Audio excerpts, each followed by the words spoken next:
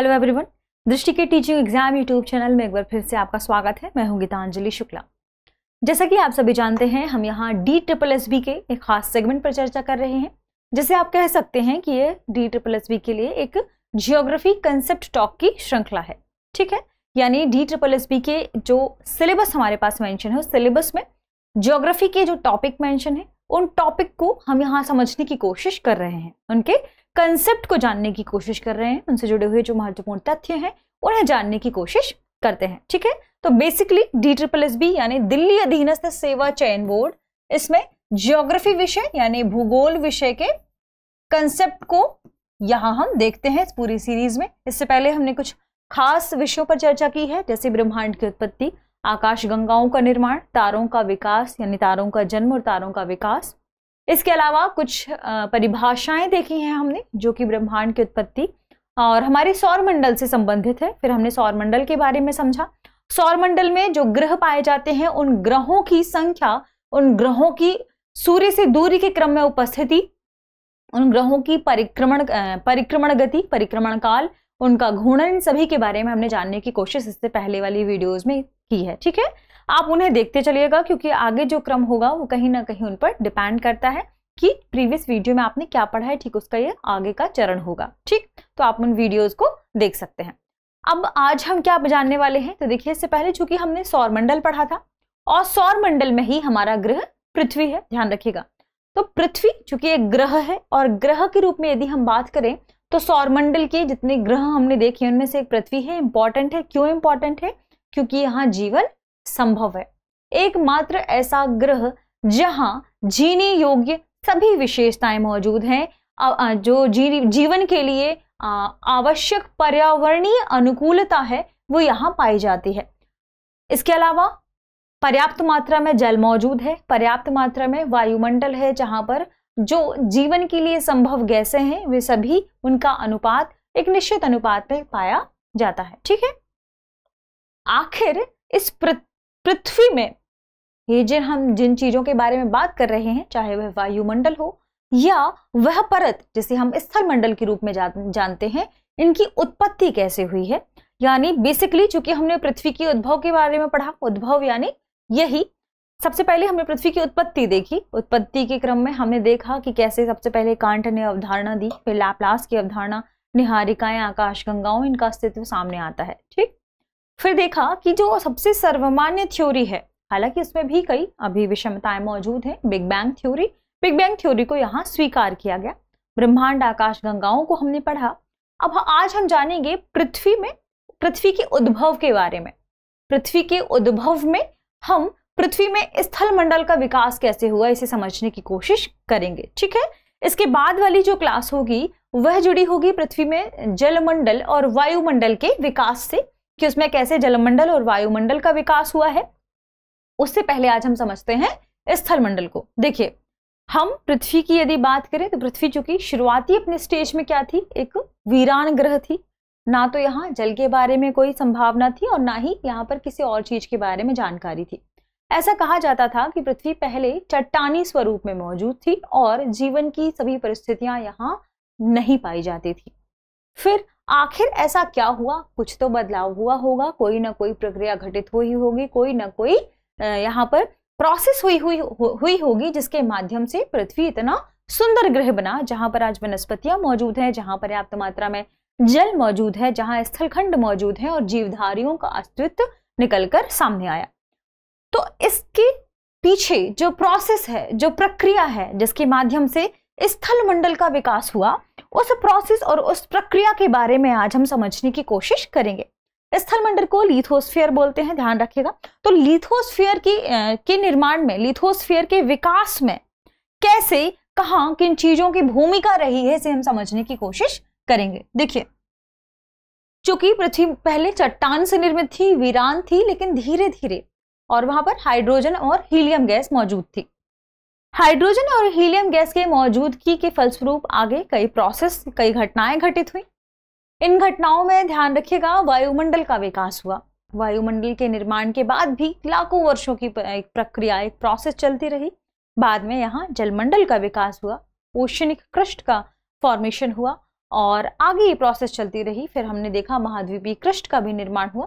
तो ये एक पूरी लंबी प्रक्रिया है। आज जिस बारे में हम पढ़ेंगे, जिसके बारे में जानने की कोशिश करेंगे, वह होगा स्थल मंडल का विकास कैसे हुआ पृथ्वी में। यानी पृथ्वी की संरचना हम क्या पढ़ते हैं कि परतदार है ना। हम जानते हैं ना कि पृथ्वी की संरचना क्या है, परतदार है। तो इस परतदार फॉर्मेशन में जिसमें सबसे पहले क्या है, क्रस्ट, जिसे हम क्या बोलते हैं, भूपर्पटी। फिर दूसरे नंबर पर क्या है, आप ऊपरी परत से भीतर की ओर जैसे प्रवेश करेंगे तो मैंटल, जिसे हम प्रवार बोलते हैं, ठीक है। फिर कोर, जिसे हम क्या कहते हैं, कोर के रूप में या क्रोड के रूप में जानते हैं हिंदी में, है ना। तो ये जो परतदार संरचना है पृथ्वी की, इस परतदार संरचना के निर्माण में आखिर किस पूरी प्रक्रम ने, किस प्रक्रिया ने अपनी भूमिका निभाई है, ये यहां हम जानने की कोशिश करेंगे। आखिर हम जानने की कोशिश करेंगे कि वायुमंडल के बाहरी छोर से लेकर पृथ्वी के क्रोड तक, यानी अंदर वाले हिस्से तक, सबसे भीतरी भाग तक जो पदार्थ है उसका फॉर्मेशन कैसे हुआ है। क्योंकि ये पदार्थ क्या है, एक समान तो है नहीं, ये पदार्थ एक समान नहीं है ना। तो इस प्रक्रिया को समझते हैं, ठीक।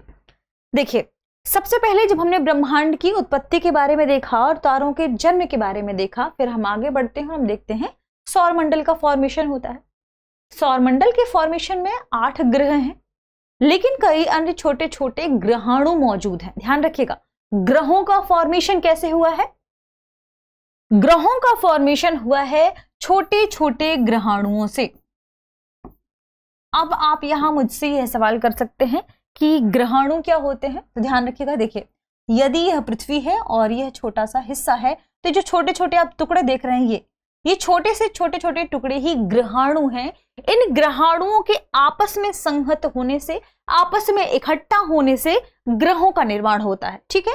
जैसे छोटे छोटे परमाणुओं से अणु का निर्माण होता है, वैसे ही छोटे छोटे ग्रहाणुओं से, ध्यान रखें, इन्हें हम क्या कहेंगे, ग्रहाणु। ध्यान रखिएगा, ग्रह के छोटे छोटे अणु जिसे ग्रहाणु कहा जाता है। तो ध्यान रखिएगा, ग्रहाणु या कोई भी और दूसरा खगोलीय पिंड, इनके बारे में क्या कहा जाता है कि ये हल्के होते हैं और इनका जो घनत्व है वह अलग अलग होता है। यानी कुछ हल्के घनत्व के, कुछ भारी घनत्व के होंगे।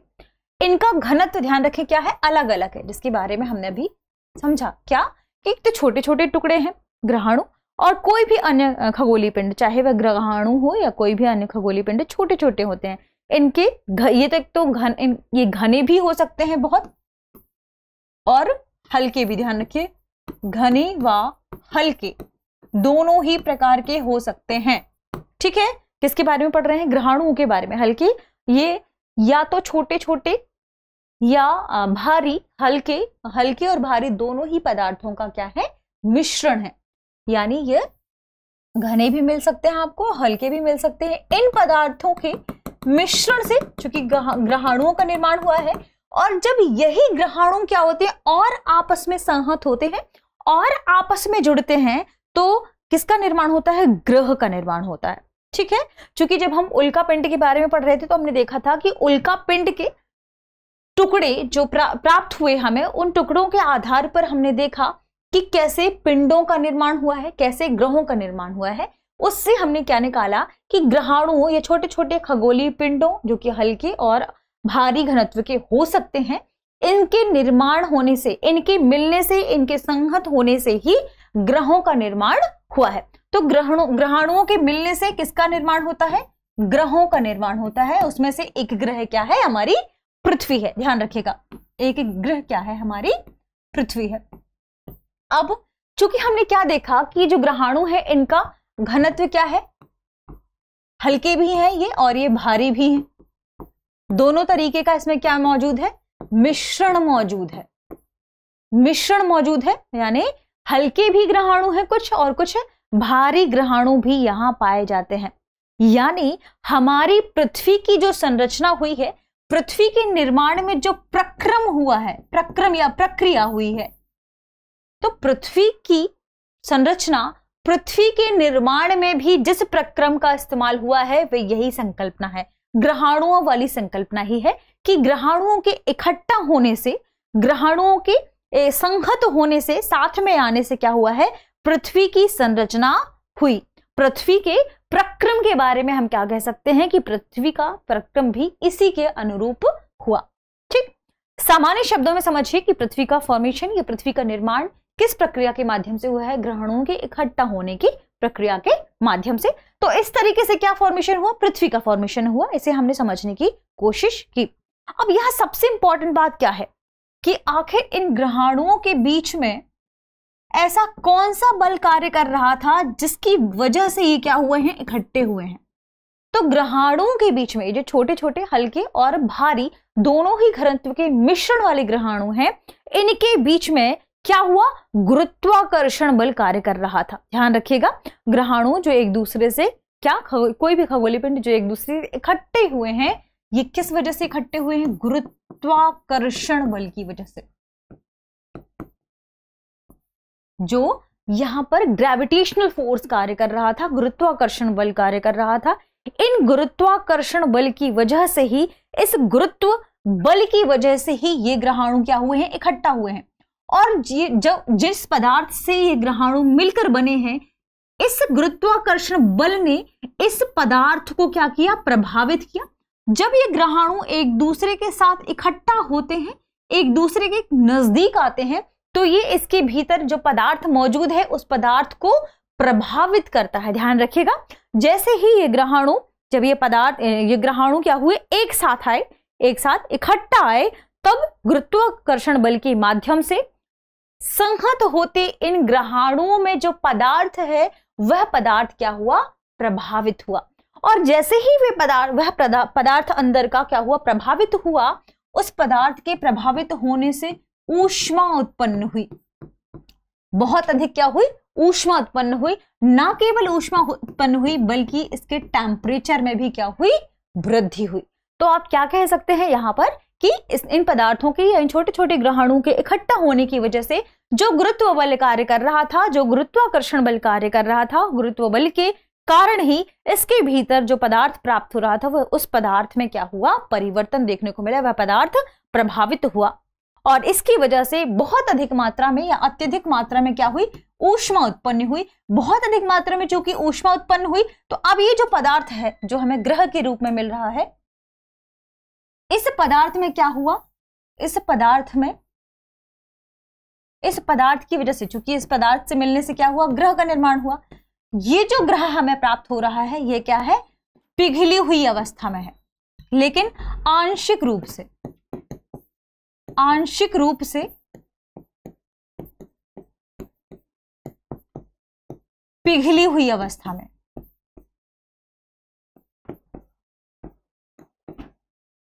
ये आपको क्या करना है? ध्यान रखना है। यानी शुरुआती चरण में जो हमारी पृथ्वी का विकास हुआ था, शुरुआती चरण में हम जिस पृथ्वी की संकल्पना कर रहे थे, ग्रहाणुओं के मिलने के बाद बहुत अधिक मात्रा में गुरुत्वाकर्षण बल के कार्य करने की वजह से, इन अणुओं के बीच में गुरुत्वाकर्षण बल की वजह से अत्यधिक मात्रा में ऊष्मा उत्पन्न हुई। यहाँ तापमान बहुत अधिक बढ़ा और तापमान के बढ़ने से जो शुरुआती समय में हमें ग्रह मिल रहा था, पृथ्वी की ही बात कर रहे हैं, ध्यान रखिएगा, वह आंशिक रूप से पिघली हुई अवस्था में प्राप्त हुआ था। क्यों?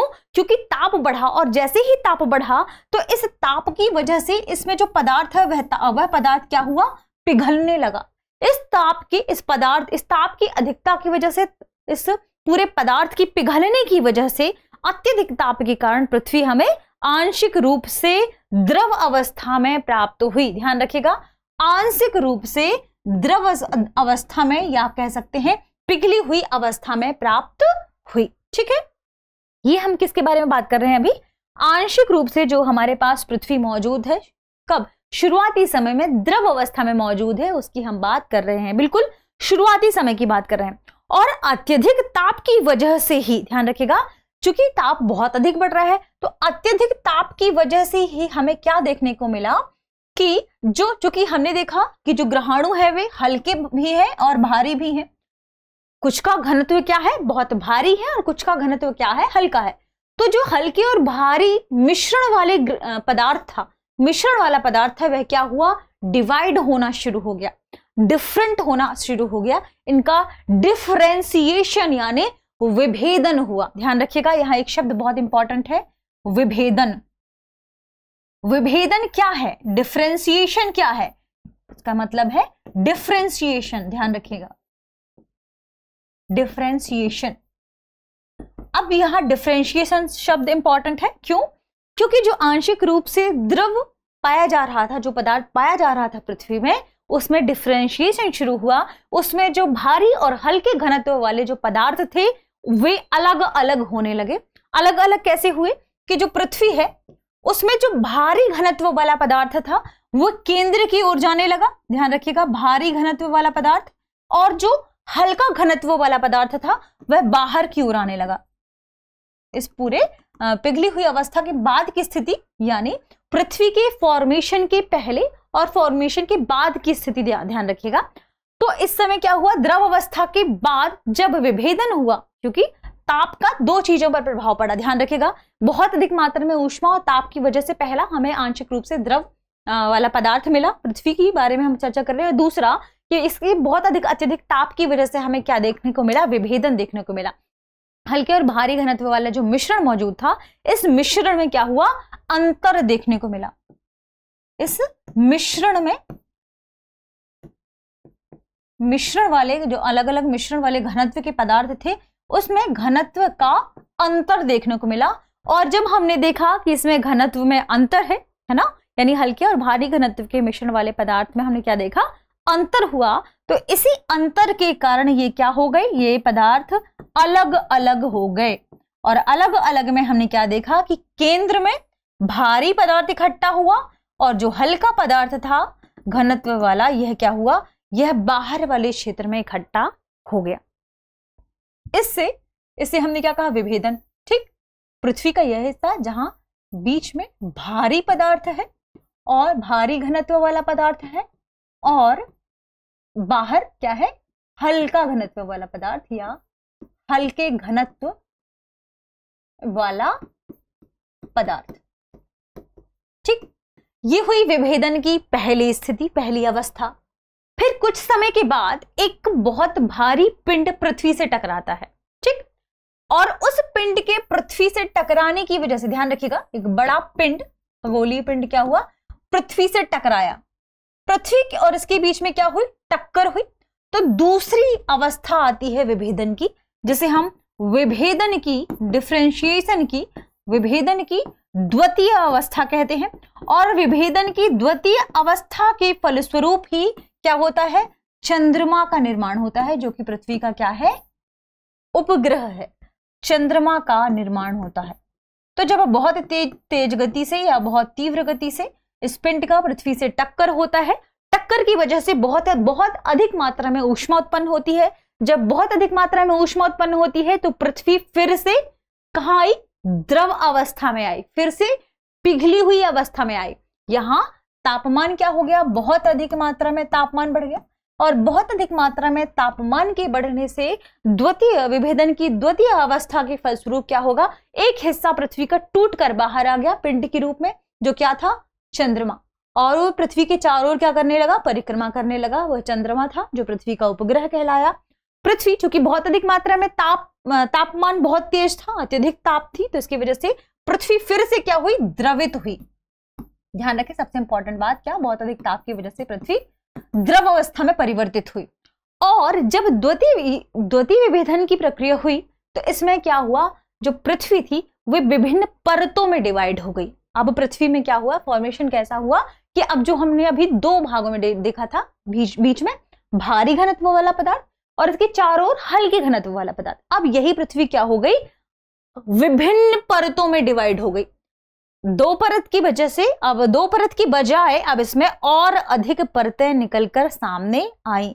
पृथ्वी का तापमान बहुत अधिक बढ़ा, ऊर्जा बहुत अधिक उत्पन्न हुई। विभेदन का दूसरा चरण इसे ही कहते हैं। तो पृथ्वी के भीतर जो भी पदार्थ मौजूद था वह क्या हुआ, अनेक परतों में डिवाइड हो गया। अब ये अनेक परतें क्या हैं, ये हम समझने की कोशिश यहां करते हैं। ठीक,